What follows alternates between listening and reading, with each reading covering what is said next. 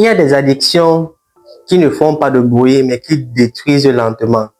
Le tabac ronge ton corps, l'alcool vole ta paix, la pornographie salit ton âme et la sexualité désordonnée brise l'esprit.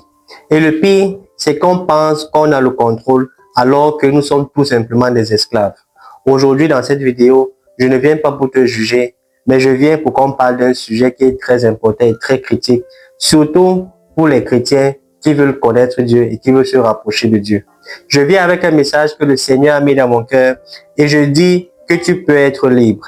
Pas dans 5 ans, pas dans 10 ans, mais aujourd'hui et maintenant. Jésus peut te libérer. Beaucoup pensent que la malédiction est juste une mauvaise habitude, alors qu'elle est souvent la manifestation d'un esclavage spirituel. Dans Jean 8, 24, la Bible dit que quiconque se livre au péché est esclave du péché. Et dans 2 Pierre 2, verset 19, la Bible dit que chacun est guidé par l'esprit qui a triomphé de lui. Ces addictions sont parfois héritées ou sont parfois la cause d'une déception émotionnelle ou simplement des portes spirituelles que nous avons ouvertes à l'ennemi. La pornographie, par exemple, ouvre la porte aux esprits d'impureté, à des confusions spirituelles.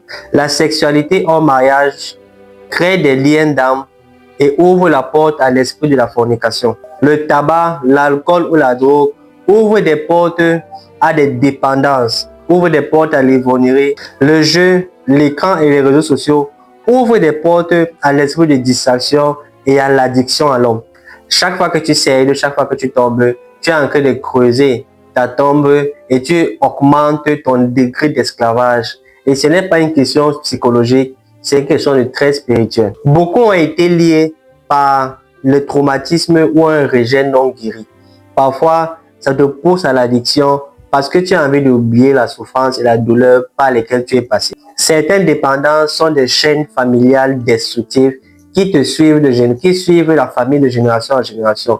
Ce sont des malédictions ou tout simplement des pratiques occultes ou des contacts occultes qui font en sorte qu'aujourd'hui, tu es addict de certaines choses et tu ne sais pas d'où ça vient. Pour d'autres personnes, c'est le péché répété qui n'a jamais été confessé.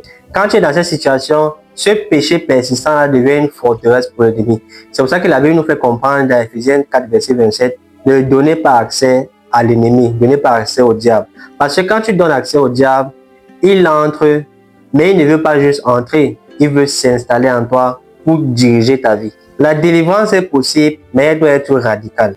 Tu ne dois pas prier, Seigneur, je suis désolé. Non, tu dois prier avec force et autorité. Tu dis, Seigneur, je renonce, je rejette, je repousse, je détruis ces choses en moi.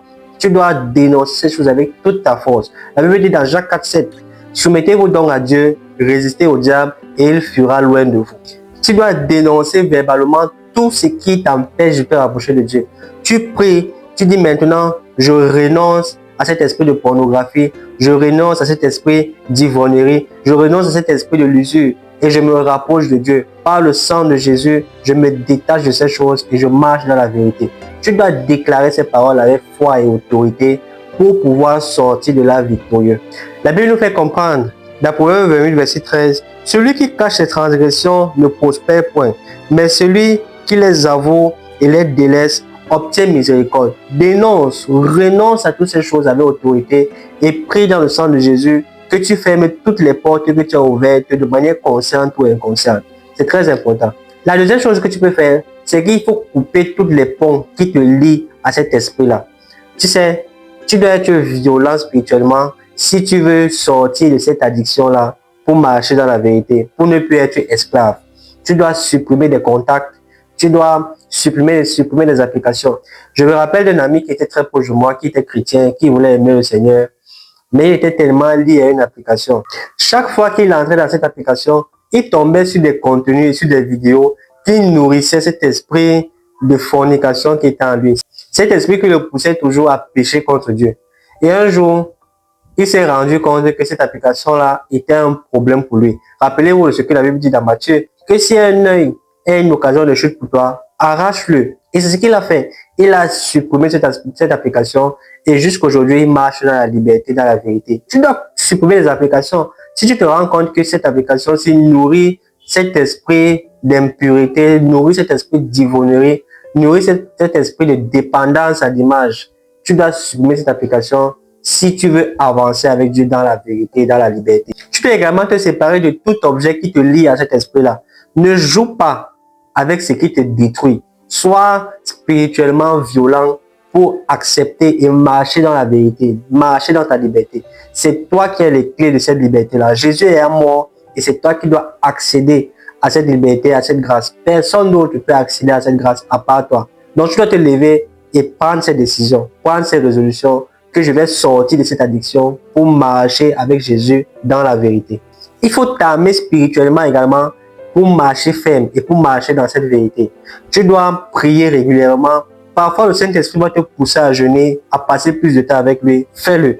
Parfois, le Saint-Esprit va te pousser à une méditation profonde de la parole. Fais-le. Parfois, le Saint-Esprit va te pousser dans la louange intense. Fais-le. Toutes ces choses-ci vont t'aider à tenir ferme et à marcher dans la vérité, marcher dans la victoire, à des temps forts et ne jamais retomber dans les mêmes situations. La Bible dit dans Galates 6, verset 1, « Frère, si un homme vient à être surpris en quelque faute, vous qui êtes spirituel, redressez-le avec un esprit de douceur. » Tu dois te rapprocher des gens qui peuvent te redresser avec un esprit de douceur.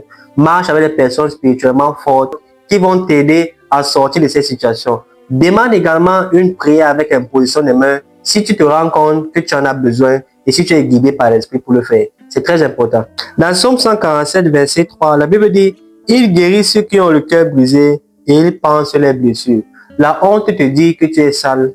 Le diable te dit que tu es déjà condamné. Mais Jésus te dit « Je veux te restaurer, je veux te libérer car je t'aime. Reviens à moi. Tu es précieux. » La délivrance ne vient pas par les efforts humains, mais la délivrance vient dans le nom de Jésus. Tu dois venir à Jésus qui a le nom au-dessus de toute addiction. Il va te guérir, te délivrer et tu vas marcher dans la liberté, la tête haute. Si tu veux totalement être libre et que tu veux qu'on prie ensemble, répète cette prière après moi. Seigneur Jésus, je reconnais que je suis lié. Je reconnais que cette addiction me tient et m'empêche d'avancer. Je prie et je renonce à cette addiction-là et je déclare que dans le nom de Jésus, je suis libre et je marche dans la vérité du Seigneur.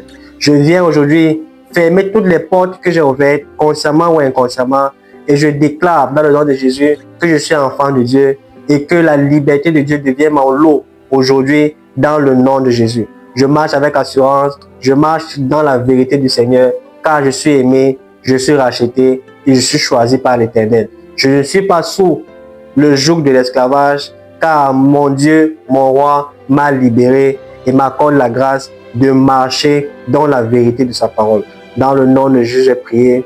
Amen. Si tu as fait cette prière avec foi, sache que ta délivrance a déjà commencé. Mais ne t'arrête pas là. Connecte-toi, rapproche-toi d'une communauté et éloigne-toi de tous ceux qui t'éloignent de Dieu. Si tu as aimé ce message, abonne-toi, partage à ceux qui auront également besoin d'entendre ces paroles. Écris en commentaire, je suis libre. Et n'oublie pas que nous sommes sur ce chemin de foi ensemble et Dieu va nous accorder la grâce d'atteindre les objectifs qu'il a fixés pour nos vies. Je te dis à très vite pour une autre vidéo aussi passionnante, inspirante et touchante.